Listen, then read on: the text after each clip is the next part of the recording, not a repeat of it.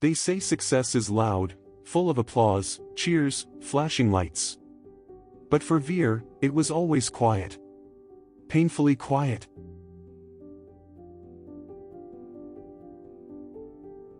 On the night he received the biggest award of his life, the room erupted. People rose to their feet. Cameras clicked. Strangers clapped. But Veer? He was only looking at one man, his father. Sitting still. No smile. No clap.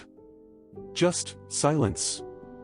And in that moment, all of Veer's achievements felt like dust. To the world, Veer was unstoppable, a genius, a self-made success, a man who had it all.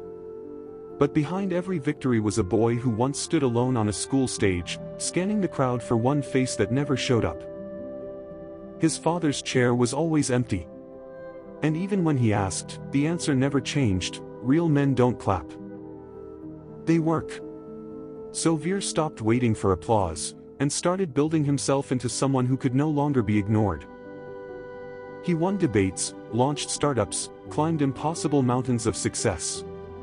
But no matter how high he went, something inside him stayed low, empty. And on the night when he finally had it all, standing on stage with the award in his hand, he whispered to his father, "Why do you never clap for me?"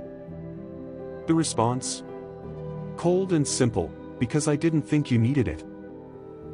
That night, Veer didn't celebrate. He sat in his car, holding the trophy, and let the silence he'd carried for years break him open. Not because of what was said, but because of what was never given. The next morning, he did something no one expected. He visited a small school nearby, sat in the back of the auditorium, and watched a nervous kid read a poem to a half-empty room. And when the boy finished, Veer clapped. Loud, proud, and with tears in his eyes. Because he knew, he was once that kid.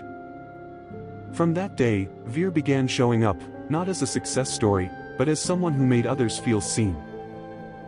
He clapped at open mics, celebrated small wins, and whispered encouragement to those who doubted themselves.